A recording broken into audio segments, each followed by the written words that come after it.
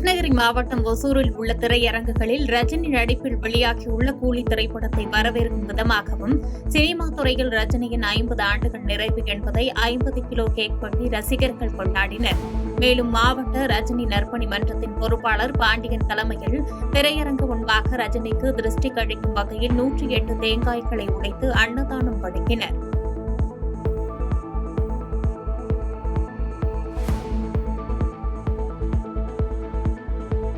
மயிலாடுதுறையில் விஜயா திரையரங்கில் வெளியான கூலி திரைப்படத்தின் இடைவேளையின் பொழுது ரசிகர்கள் கேக் வெட்டி தியேட்டர் ஊழியர்களுக்கு வழங்கி கொண்டாட்டத்தில் ஈடுபட்டனர். மயிலாடுதுறை மாவட்ட ரஜினி ரசிகர் மன்ற செயலாளர் ராஜேஸ்வரன் மற்றும் நிர்வாகிகள் கொண்டாட்டத்தில் ஈடுபட்டனர்.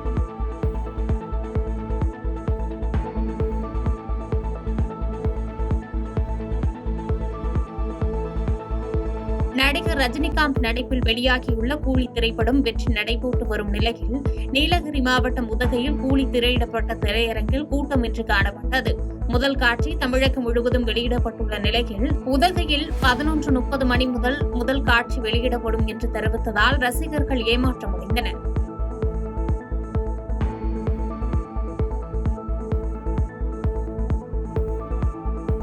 மதுரை வளையங்குளம் பகுதியில் வீட்டின் முன்பு நிறுத்தப்பட்டிருந்த இருசக்கர வாகனத்தை மர்ம நபர்கள் இருவர் திருடி செல்லும் சிசிடிவி காட்சி வெளியாகி அப்பகுதி வாசிகளிடையே பரபரப்பை ஏற்படுத்தியுள்ளது.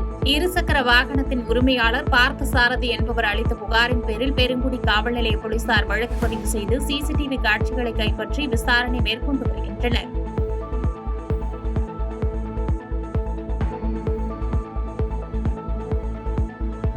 கோவையில் குடிநீர் குழாய் பதிக்கப்பட்டு புதிதாக போடப்பட்ட சாலையில் திடீர் பள்ளம் ஏற்பட்டு லாரி சிக்கிக் கொண்டதால் போக்குவரத்து பாதிக்கப்பட்டது. மாநகரில் இதுபோன்ற சாலையில் ஏற்படும் திடீர் பள்ளங்களால் வாகனங்கள் சிக்கிக் கொள்ளும் சம்பவங்கள் அடிக்கடி நிகழ்ந்து வருவதாக வேதனை தெரிவிக்கும் சமூக ஆர்வலர்கள் சாலையை தரமான முறையில் சீரமைக்க மாநகராட்சி நடவடிக்கை எடுக்க வேண்டும் என்று கோரிக்கை வைத்தனர்.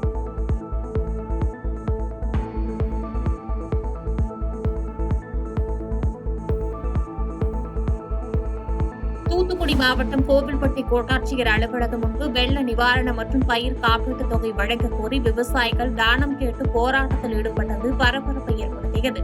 கோட்டாட்சியர் அலுவலகத்திற்குள் விவசாயிகளை விட மறுத்ததால் போலீசாருடன் வாக்குவாதம் ஏற்பட்ட நிலையில் 5 விவசாயிகள் மட்டும் உள்ளே அனுமதிக்கப்பட்டு கோட்டாட்சியர் நேர்முக உதவியாளர் நிஷாந்தினியிடம் மனுக்களை வழங்கினர்.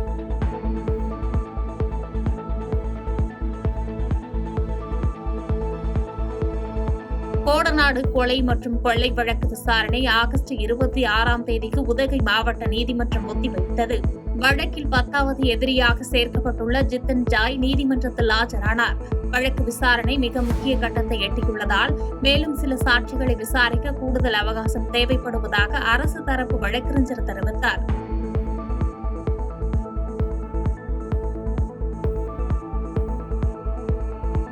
திருப்பத்தூர் மாவட்டம் வாணியம்பாடி அருகே திம்மம்பேட்டை ஆவரங்குப்பம் ஆகிய கிராம மக்கள் பல்வேறு கோரிக்கைகளை வலியுறுத்தி சாலை மறியல் போராட்டம் நடத்தினர். இந்த மறியல் போராட்டத்தில் வெளியூர் நபர்களுக்கு இலவச வீட்டுமனை வழங்குவதை கண்டித்தும் இப்பகுதி மக்களுக்கு தேவையான அங்கன்வாடி மையம், நியாய விலைக் கடை போன்ற அடிப்படை வசதிகளை செய்து தர கோரி கோஷம் எழுப்பிய நிலையில் போலீசார் மற்றும் வருவாய்த்துறையினர் மேற்கொண்ட பேச்சுவார்த்தை தொடர்ந்து சாலை மறியல் கைவிடப்பட்டது.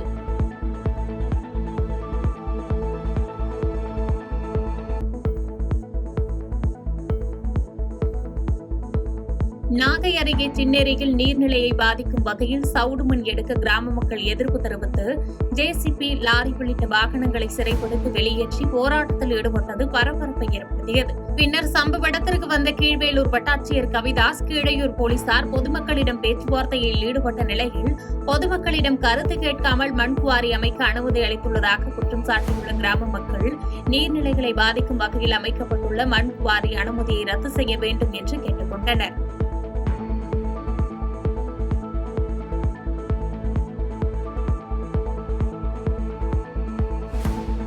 தென்காசி மாவட்டம் சார் ஆட்சியர் அலுவலகத்தில் சார் ஆட்சியர் வைஷ்ணவி பால் தலைமையில் திமுக, அதிமுக மற்றும் விசிக உள்ளிட்ட அனைத்து கட்சி பிரதிநிதிகள் முன்னிலையில் வாக்குச்சாவடி மறுசீரமைப்பு கூட்டம் நடைபெற்றது.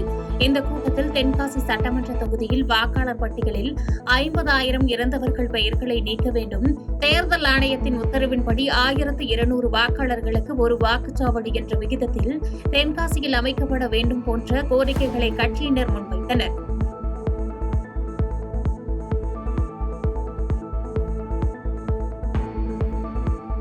சென்னை தண்டையார்பேட்டையில் புதிதாக கட்டி முடிக்கப்பட்ட நியாய விலைக் கடைகள் மற்றும் அங்கன்வாடி மையம் ஆகியவற்றை வடசென்னை நாடாளுமன்ற உறுப்பினர் கலாநிதி வீராசாமி திறந்து வைத்தார்.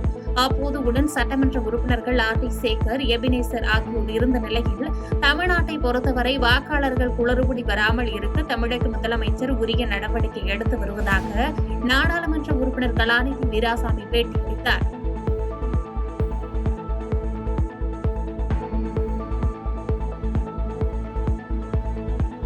தென்காசி மாவட்டம் மேலகரம் பேரூராட்சிக்கு உட்பட்ட 11வது வார்டில் நடைபெறும் பணிகளை பேரூராட்சி தலைவர் மற்றும் துணைத் தலைவர் புறக்கணிப்பதாக திமுக கவுன்சிலர் நாகராஜ் என்பவர் மாவட்ட ஆட்சியரிடம் புகார் மனு அளித்துள்ளார். இந்த புகார் மனுவில் உயர்கோபுர மின்விளக்கு, சிறுவர் பூங்கா, கழிவுநீர் ஓடைகள் ஆகியவை குறித்த கோரிக்கைகள் நிறைவேற்றப்படாமல் புறக்கணிக்கப்பட்டு வருவதாக தெரிவித்துள்ளார். சேலம் ரயில்வே கோட்டத்திற்கு உட்பட்ட ஈரோடு கரூர் மார்க்கத்தில் பசூர் ஊஞ்சலூர் ரயில்வே நிலையத்திற்கு உட்பட்ட பகுதியில் பாலப்பணி நடப்பதால் இம்மார்க்கத்தில் இயங்கும் சில ரயில்களின் இயக்கத்தை சேலம் ரயில்வே கோட்ட நிர்வாகம் மாற்றம் செய்து அறிவித்துள்ளது.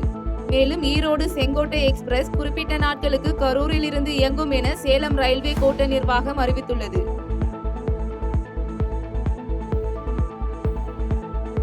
சேலம் மாவட்டம் முத்துநாயக்கன்பட்டியில் சேதமடைந்த நிலையில் உள்ள சிறுவர் பூங்கா மற்றும் உடற்பயிற்சி கூடத்தை சீரமைத்து மக்கள் பயன்பாட்டிற்கு கொண்டுவர பொதுமக்கள் சார்பில் கோரிக்கை வைக்கப்பட்டது.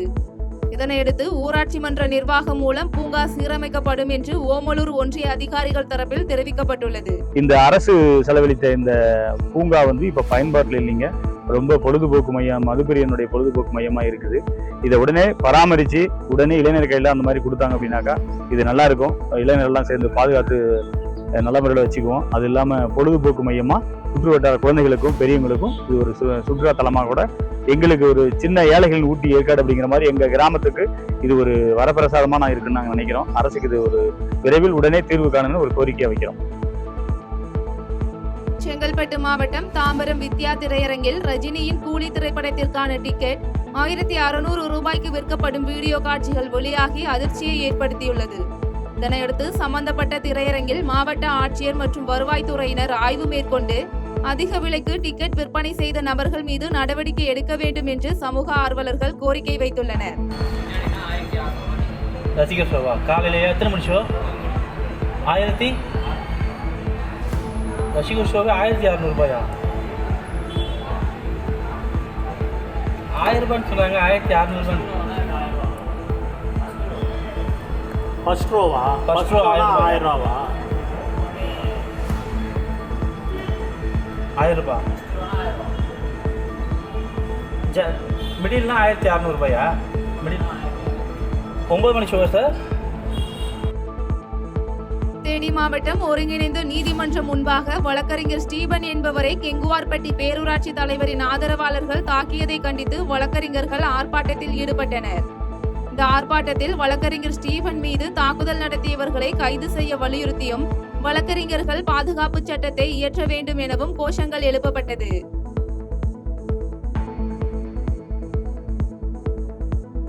தருமபுரி மாவட்டம் பாலக்கோடு பகுதியில் உள்ள தனியார் பள்ளியில் சுதந்திர தின விழாவை முன்னிட்டு தன்னார்வ இரத்த தான முகாம் நடைபெற்றது.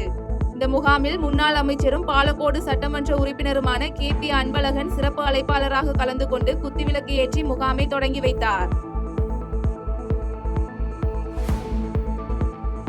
செங்கல்பட்டு மாவட்டம் பையனூரில் உலக பாரம்பரிய கலை சின்னங்களை பாதுகாப்பதின் முக்கியத்துவத்தை வலியுறுத்தி அறுபடை வீடு தொழில்நுட்ப கல்லூரி சார்பில் விழிப்புணர்வு பேரணி நடைபெற்றது. மேலும் போக்குவரத்து காவல் ஆய்வாளர் செல்வம் கொடியசைத்து துவக்கி வைத்த இந்த பேரணியில் கல்லூரி மாணவ மாணவியர்கள் கலந்து கொண்டு தேசிய கொடியுடன் பேரணி வந்தனர்.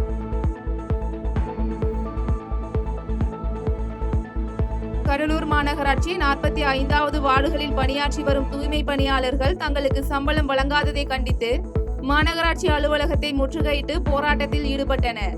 மேலும் கடந்த 3 மாதங்களாக சம்பளம் வழங்கவில்லை என்றும் பாதுகாப்பு உபகரணங்கள் இன்றி பணியாற்றுவதாகவும் தெரிவித்த தூய்மை பணியாளர்கள் தங்களுக்கு தேவையான அடிப்படை வசதிகளை மாநகராட்சி நிர்வாகம் செய்து தருவதில்லை எனவும் குற்றம் சாட்டியுள்ளனர். தமிழ்நாடு அரசு எங்களுக்கு நடவடிக்கை எடுத்து எங்களுக்கு நல்ல பதில சொல்லி எங்களுக்கு PF கிளியர் பண்ணி கொடுத்து 2 மாசம் சம்பளத்தை எங்களுக்கு கொடுத்தாங்கன்னா அது போதும். மாசம் 10ஆம் தேதி எங்களுக்கு சம்பளம் கொடுக்குற அளவுக்கு மட்டும் ஊதிய செலவு எங்களுக்கு சம்பளம் எவ்வளோ போடுறாங்களோ அடிப்படை சம்பளம் அதை எங்களுக்கு அவங்களா கூட நேரடியாக கொடுக்கலாம். அதுக்கு எங்களுக்கு ஏற்பாடு பண்ணால் அது போதும் ஐயா எங்களுக்கு. சேலம் மாவட்டம் ஓமலூரில் கெயில் எரிவாயு சேமிப்பு கிடங்கு அமைக்க பொதுமக்கள் எதிர்ப்பு தெரிவித்த நிலையில் அப்பகுதியில் அதிகாரிகள் குழு ஆய்வு மேற்கொண்டது. மேலும் அப்பகுதி மக்களிடம் குறைகளை கேட்டறிந்த ஆய்வு மேற்கொண்ட அதிகாரிகள் குழு இதுகுறித்து உயரதிகாரிகள் கவனத்திற்கு எடுத்து செல்வதாக தெரிவித்தனர்.